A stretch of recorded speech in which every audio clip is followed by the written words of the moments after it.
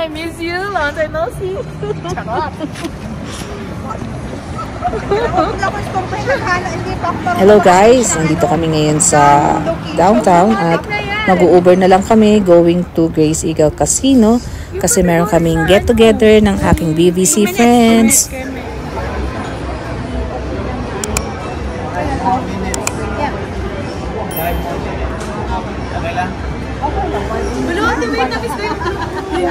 Yeah. Welcome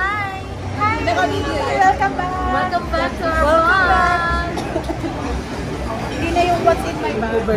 Ilan yung student na? So, there's a menu 40 40 per, ano yan? Per session or what? per session. Enrolled kids sa amin, 114. May grades, higher grades. Kinder pa rin ba yun? Preschool. So, may mga preschool teachers. Kami.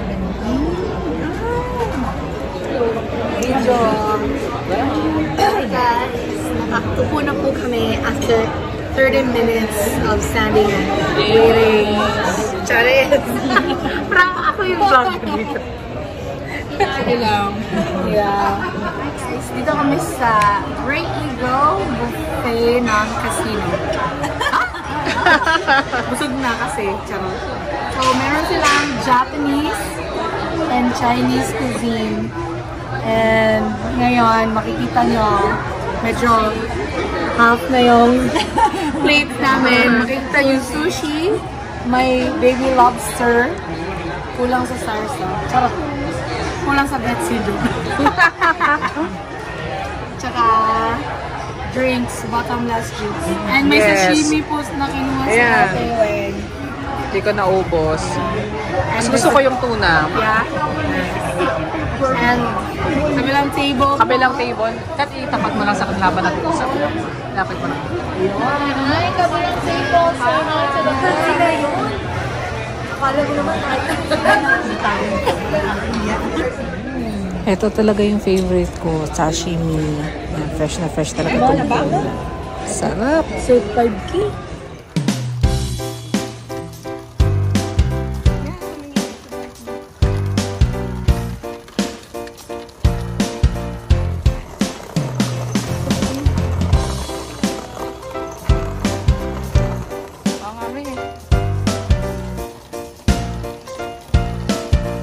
Pagod ka naman.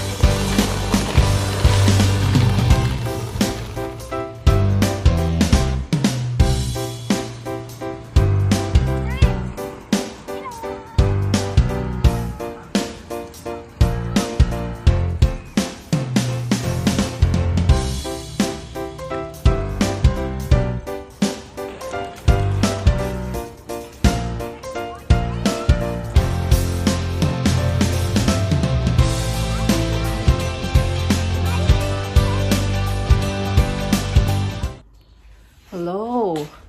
Ayan, naihatid na namin si Gabi sa school niya.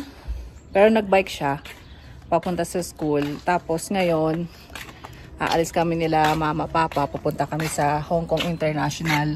Mag-grocery lang at bibili kami ng baon ni Gabi. Mainit na dito guys. Ano na to? Parang ito na yung temperatura sa Pilipinas. 25 degrees Celsius. Ayan na yung gusto ni Gabi, yung pink flowers na yan. Gustong gusto niya yan. Ako mas gusto ko yung color white doon. Tahimik.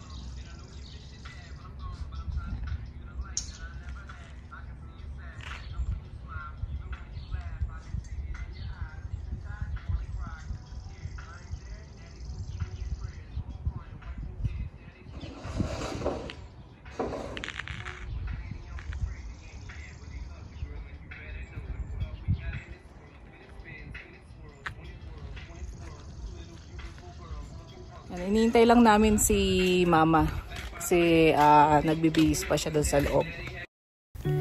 Eto guys, pakita ko lang sa inyo. Yan, ang daming mga gulong dyan sa background, diba? Kasi pagka off ng kapatid ko, si Ryan, ito yung ginagawa niya. Pinipinturahan niya yung mga rims na yan. Tapos, yung halos lahat ng sasakyan namin dito, si Ryan ang nagpintura ng rims and nagtatanggal din siya, nagtatanggal at nagkakabit din ng gulong ng mga sasakyan. So, kung gusto nyo magpagawa sa kanya, kontakin nyo na lang ako or i-message nyo na lang ako dito sa Pamilya Blay. Ito yung ginawa niya sa sasakyan niya. Yan, ang ganda ng kulay, no?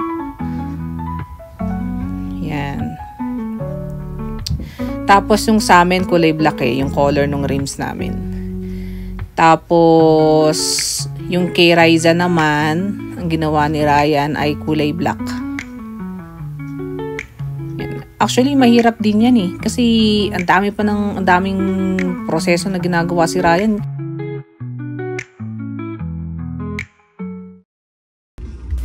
Yan, sorry guys, hindi na ako nakapag-video dun sa loob kasi bawal pala. Kung ano yung canned food, fresh fruits, candy. Ikaw na lang tumingin mamay anak. Aba ma.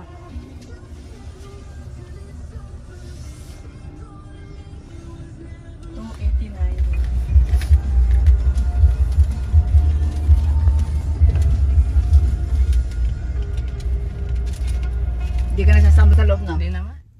Yan. Si na mama and papa pumasok na dyan sa meat shop. Bibili sila ng pang dinuguan at saka pang papaitan. Kasi ano lang to, across lang to ng Hong Kong International, itong meat shop na to. Ito na yung mga nabili namin. Yung mga isda. Tapos yung marinated bangus. Meron ding shrimp, meron ding squid, mga frozen lahat yan.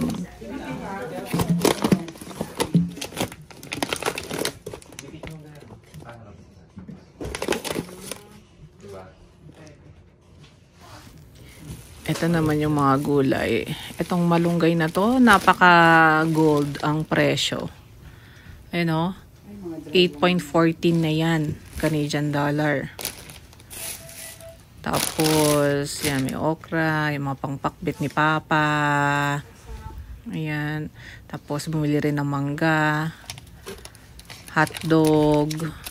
Ayan, kasing lasa ng ano yan, kalasa ng tender juicy. Siyempre, kikiam. Hindi mawawala yan. My favorite. Ayan, pang dinuguan, pang papaitan, maling. Actually, umabot kami ng ano dyan, 232 Canadian dollar. Bumili rin ako ng mga snack ni Gabi and baon niya sa school. Siyempre, meron ding mga Oishi, tsaka yung Marty. Nakakamiss din kasi.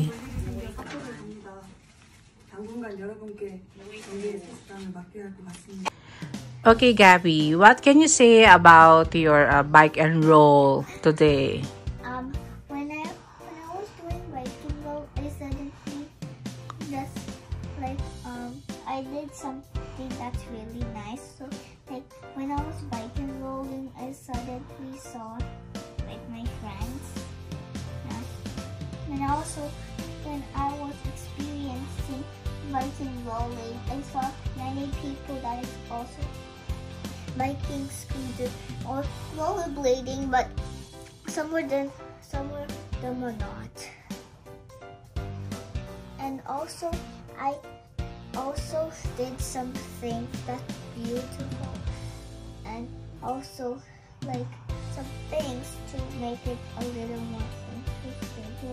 When I did biking rolling, I suddenly just got a little nervous because I thought I would fall down that downhill, but I didn't because I kept braking until I reached the school.